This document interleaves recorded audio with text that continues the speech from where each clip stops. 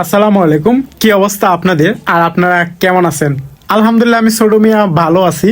তো অফিস আমার আজকে এই যে মাত্র ছুটি হলো, 8টা বাজে অফিস ছুটি হইলো। তো কালকের থেকে নাকি 10টায় ডিউটি হইব।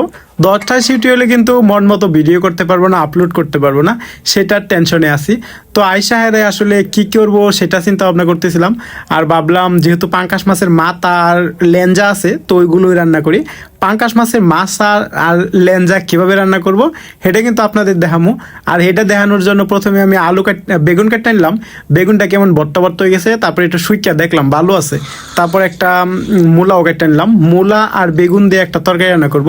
আর সেই তরকারির জন্য মশলা রেডি করতেছিলাম। আর মশলার জন্য এখানে লবণ, মরিচ, হলুদের গুঁড়া আর আদা গুঁড়া, জিরা গুঁড়া সব কিছু দিয়া আর ওটা পানি গুলে রাখলাম। মশলা গুলে রাখার আর অপর পাশে আমি পাঙ্কাশ মাছগুলারে বাজিয়ে নেওয়ার জন্য মশলা দিয়া মাইকা নিলাম। মাইকা নেওয়া শেষ হয়ে গেলে আমি কড়াইয়ে দিয়ে দিলাম তেল দেওয়ার পরে এই মাছগুলো বাজিয়ে নেব। মাছগুলো একটু লাল লাল কড়া করে ভাজবো, কারণ পাঙ্কাশ মাছ যত ভাজবেন তত স্বাদ, যত ভাজবেন তত স্বাদ। তো এটা ভালোভাবে ভাজাভাজি করার জন্য একটু কয়েকক্ষণ ওয়েট করতেছিলাম। তো এটা এক পাশ হয়ে গেছে, আর এক পাশ ভালো করে ভাজিয়ে নিয়েছিলাম। তো ভাজাভাজি শেষ হয়ে গেলে এই পাঙ্কাশ মাছগুলোকে উঠায় নেব। আর উঠায় নিয়ে আমার তরকারি রান্না করব।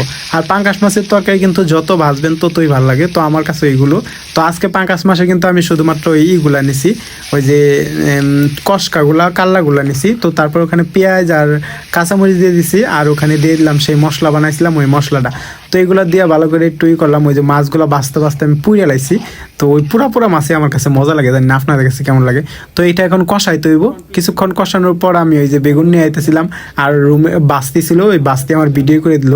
মূলত পৌষি বাস্তি, অনেক ভালো মানুষ। তো এখানে আমি এখন এই তরকারিগুলো দিয়ে দিব। আর এই তরকারিগুলো কিন্তু আমাদের দেশে আসলে তরকারি বলা হয় এইটারে। তো এগুলো এখন এখানে দিয়ে দিব। বেগুন আর মূলা, বেগুন ডাইল একদম মশলা মাখা হইব। আর ইটা আলু মানে যে ইটা আছে, মূলাটা আছে, এই মূলাটা কিন্তু অন্যরকম টেস্টিও হবে। তো এটা গুঁড়া দিলাম, আর এনে পানি টানি দিব না, এই সিদ্ধতেই সিদ্ধ হয়ে যাবে। তো এটা দেখতেই পাচ্ছেন কতটা লবণীয় হয়েছে। এটা কিন্তু অলমোস্ট হয়েই গেছে। তো এই মূলা ওই রকমই থাকবো, মূলার চিন্তা আর করণ যাবো না। তো এই দিক দিয়ে আমার তরকারি হয়ে গেছে। এখন আমি তরকারি ডাক্কা এটা ঘরে নিয়ে পড়বো। তো ঘরে নিয়ে আমার খাওয়া দাওয়া শুরু করবো। খাওয়া দাওয়া শুরুর জন্য প্রথমে যেটা করতে হয় সেটা হলো প্লেট খোলানো। তো প্লেট আর চামচ খোলাই নিলাম। খোলাই নেওয়ার পর ভাত বেড়ে নিলাম। আর ভাতের এরকম কালার হওয়ার কারণ হলো আপনার ভাতের উপরে আমি বেগুনের বড়া রাখছিলাম, আজকে বেগুনের বড়াও বানাইছি। তো এটা আরেকদিন দেখাবো, তার জন্য আর রাইখা দিছি। তারপর এখানে নিয়ে নিলাম তরকারি। তো এই ছিল আমার আজকে তরকারি। মানে তরকারি কিন্তু আমরা শেরপুর এলাকায় বলি কি জানেন, সালুন। তো আমার সালুনটা আজকে দেখতে কতটা সুন্দর হয়েছে আপনারা কিন্তু জানাতে পারেন। আর এখানে আমি নিয়েছি মাছের লেঞ্জা। তো মাছের লেঞ্জা দিয়ে আজকে আমি ভাত খাবো।